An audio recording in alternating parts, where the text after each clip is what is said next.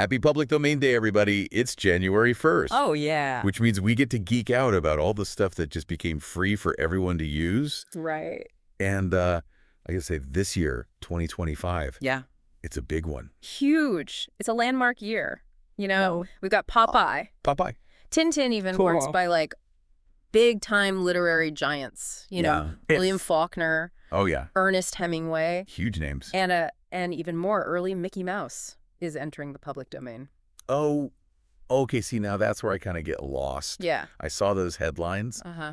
but, like, honestly went over my head a little bit. Sure. So beyond just, like, the big names, like, what does it actually mean Right. for something to enter the public domain? Like, why should I care? Okay, yeah. As someone who isn't, a lawyer or a Hollywood producer. Well, think about it this way. Yeah. Imagine you could make your own Popeye cartoon. Okay. Use a Gershwin tune in your YouTube video. Oh, all right. Or even stage a play based on Hemingway's A Farewell to Arms, Wow. all without needing permission or paying any fees. Right. That's the power of the public domain. Right. It's this treasure trove of creative material that anyone can use. Okay, I'm starting to get it. But let's back up for a second. Okay. What exactly does it mean for something to enter the public domain? All right. Is it just like a giant free-for-all on old stuff? You're on the right track. Okay. It all comes down to copyright. Mm-hmm. You know how creators have exclusive rights to their work Right. for a certain period of time? Right. Yeah. Well, eventually those rights expire Okay. and the work becomes part of the public domain. So it's not just like dusty old books and silent films then. Right or no? This applies to like music and art, Absolutely. even characters. Yes. And that's what makes 2025 so exciting. Okay. We're seeing works from 1929 enter the public domain. Oh, wow. And that year was just a pivotal year for creativity. Yeah. Think about it. Yeah. End of the Roaring '20s, Uh-huh. sound films are just taking off. Yeah, right. The world's on the brink of the Great Depression. Wow. So the works from this era, Yeah. they capture this really unique moment in history. 1929. Yeah. All right. So what are some of the highlights from that year? Oh. Anything that would make me go, Whoa, that's public domain now. Well, in literature, Okay. we have Faulkner's The Sound of the Fury, Oh, yeah. which is known for its experimental style. Okay. The writing kind of jumps around in it really? to reflect the chaotic thoughts of the characters. Huh. Interesting. It's a challenging read, Okay. but it's considered a masterpiece. Okay. And now anyone can adapt it into a film, Oh. a play, even a graphic novel. Oh. Now that would be interesting to see. Yeah. What about Hemingway? Oh, yeah. Is anything by him joining The Sun also rises in the public domain? Yes. This year, his masterpiece, A Farewell to Arms, joins the party. Oh, wow. Imagine the possibilities for new film versions, Yeah. graphic novels, Mm-hmm. maybe even an opera. Ooh, I'm already getting ideas. I know, right? What else from 1929 is about to become fair game All right. for all us creative minds out there? Well, we can't forget about John Steinbeck. Oh, all right. His very first novel, Cup of Gold, Oh. is entering the public domain. So you're saying, You could create a prequel to his more famous works, interesting. exploring the early days of this iconic author. That's incredible to think of all these literary giants Yeah. just sort of open for reinvention now. I know, it's wild. So what about movies? Okay. What kind of cinematic gems are we talking about for 1929? Oh, this is where it gets really interesting. Okay. 1929 saw the rise of the talkies, Right. and some groundbreaking sound films are about to become public domain. Like what? The Broadway Melody, for example. Okay. It was the first sound film to win Best Picture. Is entering the public domain. Really? It's often considered one of the worst Best Picture winners. Uh-huh. So bad it's good. Exactly. Maybe someone will try to remake it and make it actually entertaining. Right. I love that anyone could take a shot at it now. That's the beauty of the public domain. Yeah, It just sparks creativity and new perspectives. absolutely. And speaking of new perspectives, guess who else is talking his way into the public domain? Oh, but don't tell me. Uh. It's Mickey Mouse. It is! But wait, Steamboat Willie.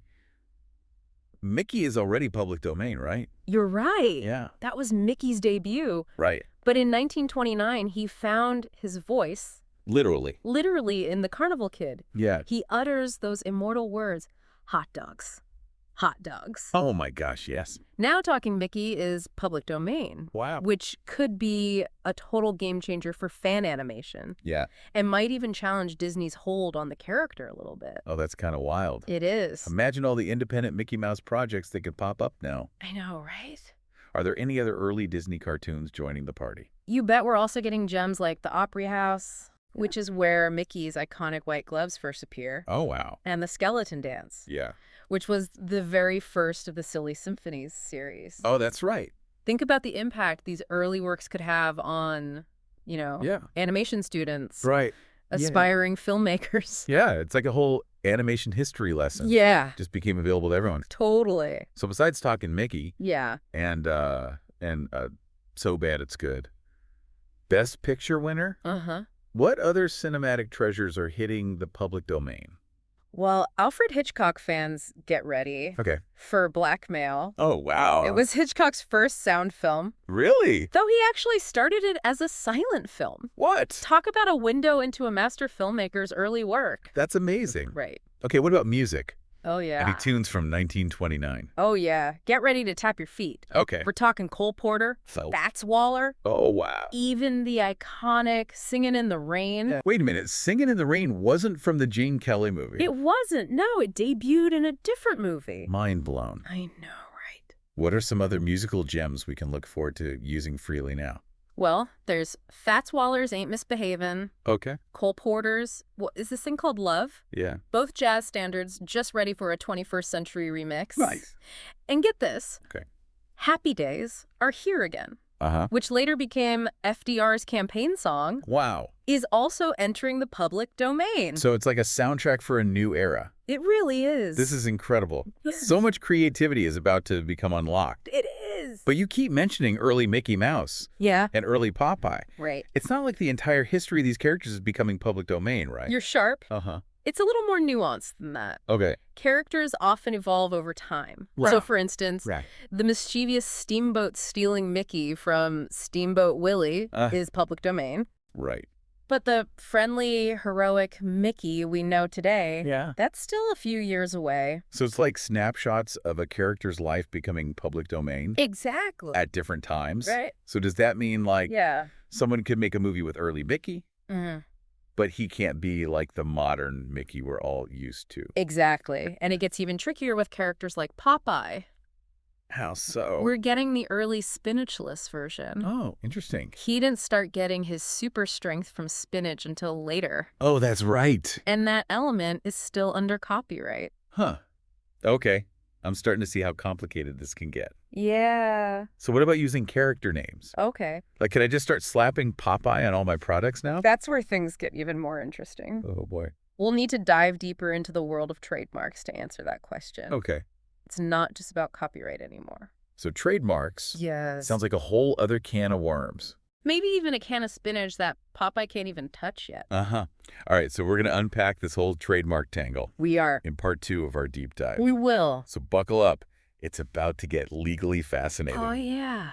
All right, welcome back. Yes. So we just finished talking about some pretty iconic works from 1929 Right? that are now in the public domain. Yep. Faulkner Hemingway even talking Mickey Mouse. I know. It's exciting. But we left off on a little bit of a cliffhanger. We did. Trademarks? What's the deal with trademarks? Okay. Can I just, like, start slapping these famous names Yeah. on all my products now? That's a great question, and it's one that a lot of people get confused about. Okay. Remember, we're celebrating Public Domain Day, Right. which is all about copyright expiring. Right. Trademarks are a different beast altogether. Okay, remind me again. Teacher. What is a trademark Okay. and how is it different from copyright? Okay. Think of it this way. All right. Copyright protects the creative work itself. So the book, the movie, the song, Right. a trademark protects a brand. Okay. And it prevents people from getting confused about where something came from. So, like, if I see a Popeye t-shirt, Uh-huh. I know it's connected to, like, the official Popeye brand, Exactly. not some random knockoff. Right. Trademarks help consumers know what they're getting. Okay. And importantly, Yeah? trademarks don't expire the way copyright does. Really? They can last indefinitely, Wow. as long as the brand is being used and protected. So even though early Popeye is public domain now, Yeah, the name Popeye itself is probably still trademarked. most likely yes. Okay. And that means you can't just start using Popeye willy-nilly Right. without potentially running into some legal trouble, Okay, makes sense. especially if you're trying to, like, sell something and make it seem like it's officially endorsed. So no Popeye spinach smoothies at my local store Probably not a good idea. unless I get permission. Right. All right, that makes sense. But what about more artistic stuff? Okay. Like, could I make a film about early Popeye? This is where it gets tricky. Oh, Trademark law does have some wiggle room for artistic expression. okay. There's this legal concept called nominative fair use, Yeah. which basically means you can use a trademark to talk about the thing it represents. So I can make a movie about early Popeye Uh. and still call him Popeye, Yeah. as long as it's obvious it's not some official big-budget production. Right. You're not trying to trick anyone into thinking No. it's an official product. Got it. Of course, it's always a good idea to consult with a lawyer. Yeah, of course. Especially if you're planning a big project. Right. But the key thing to remember is that trademarks are there to protect brands, Right. not to stifle artistic creativity. Okay, that's reassuring. Yeah. I wouldn't want to accidentally end up in some trademark battle No. just because I wanted to make a quirky little Popeye fan film or something. Right. So are there any other examples of public domain characters Oh, yeah. with, like, complicated trademark situations? Absolutely. Remember how we talked about Tintin, the boy reporter, Right. entering the public domain? Right. Well, he's got a tangled history with trademarks, too. Oh, no. And it gets even more complicated Oh. because copyright laws vary across different countries. Seriously? Yeah, Copyright isn't universal. it's not. What does that mean for Tintin? Well, in the U.S., Okay. the early black and white version of Tintin from 1929 Uh-huh. is entering the public domain now. Okay. But in many parts of Europe, Yep. including Belgium, where Tintin was created, Right. his copyright protection lasts for 70 years after the author's death. So he's public domain in the U.S., but still protected in Europe. It's wild, I know. That is wild. And when it comes to trademarks, things can get even trickier. Oh, boy. There have been legal battles over who can use the name Tintin Really? for merchandise and other products. Wow. So even though you might be able to create your own Tintin-inspired comics Okay. in the U.S., Yeah. selling Tintin t-shirts without permission Yeah. could still land you in hot water. Okay, so the takeaway here, Yeah. public domain is awesome for creativity, Yes. but trademarks can be a minefield. Be careful.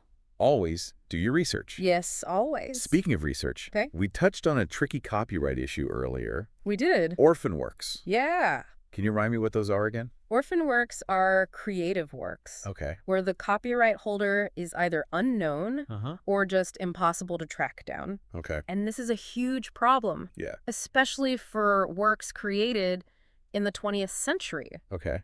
We might know what the work is, Yeah. but who actually owns the copyright? Right. It's lost to time. So you're saying there are tons of books and films and songs out there Uh-huh. that are basically stuck in copyright limbo. Yeah, No one can use them because no one knows who to ask for permission. exactly. It's so frustrating. It's so frustrating. I know. It's crazy that all this creativity is essentially trapped I know. because of these, like, outdated laws. Yeah, it really is. You'd think there would be some legal solution to fix this, right? You would think. Yeah. There have been attempts to reform copyright law Okay. and create exceptions for orphan works. Mhm.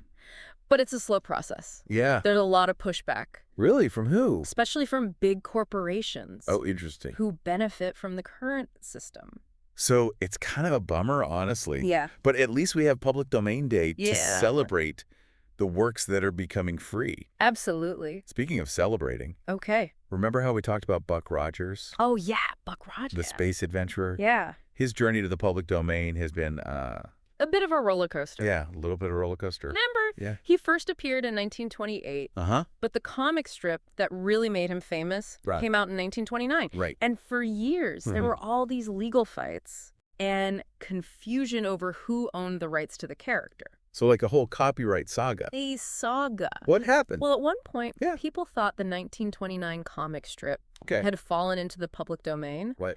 because someone missed a copyright renewal deadline. No way. Can you believe it? Seriously, Buck Rogers was accidentally public domain. I know, crazy, right? What a plot twist. I know. And to make things even more complicated, Uh-huh. the Buck Rogers trademark You're right. was also being fought over. Yes. So there were lawsuits about who could use the name for merchandise, movies, all sorts of things. Everything. Yeah, it was a mess. So it was like a double whammy. It was. Copyright and trademark drama. Yeah. So what's the situation now? Okay. Is Buck Rogers finally officially public domain in 2025? Yes, as of January 1st. All right. Those early Buck Rogers comic strips from 1929 Uh-huh. are definitively free to use. Awesome. It's a win for science fiction fans. And a reminder that even the most tangled copyright webs can eventually unravel. He finally broke free from those legal shackles He did. and blasted off into the public domain. Yes, he did. It makes you wonder what the future holds for Buck Rogers now, doesn't it? It does, and that's a question we'll be exploring in part 3 of our deep dive. Okay. We'll be looking at what happens All right. when these public domain works are set loose in the world, Okay. the challenges, the opportunities, and the potential for amazing reinventions. Welcome back. I don't know about you, but I am feeling super inspired after our deep dive into Public Domain Day 2025. It has been a journey, hasn't it? It really has. We've covered so much. Yeah. Talking Mickey Mouse, Mm-hmm. tangled webs of trademark law. It really makes you appreciate that balance, between protecting creators Right. and making sure that culture remains accessible to everyone. Absolutely. And now, I'm kind of buzzing with ideas. Yeah. Imagining all these works from 1929, Right. Faulkner Hemingway, those early Disney cartoons, Uh-huh. suddenly just available for anyone to use. Right. What kind of creative explosion could this trigger? It could be a renaissance for adaptations, that's for sure. Yeah. Think about it. Modern film versions of Faulkner's The Sound and the Fury, Oh, yeah. Hemingway's A Farewell to Arms, Right. maybe even a gritty, realistic take on the Broadway melody Yeah. to try to redeem that Best Picture win. Uh-huh. I would watch that. Right. I love thinking about how filmmakers could reimagine these classics Yeah. for a 21st century audience. Well, sure. And it's not just about movies, right? Yeah. You could have graphic novels, video games, Oh, yeah.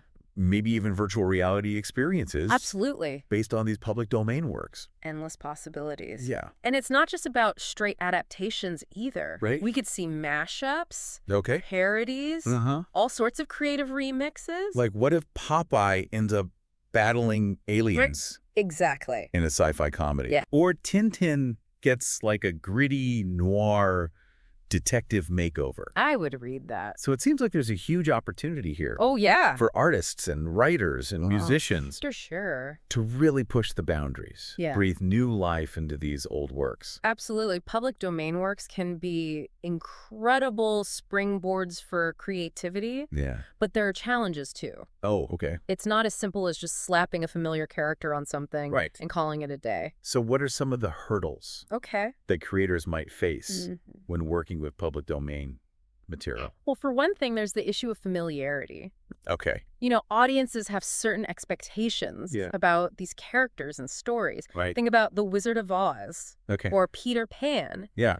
Those images are so iconic. Right. It would be tough to create a successful adaptation Uh-huh. that strays too far from what people expect. You're right. There's a certain magic to those originals. Yeah. So it's a balancing act then. It is. Honoring that source material Yeah. while still bringing something fresh and new to the table. Exactly. And then on top of that, Hmm.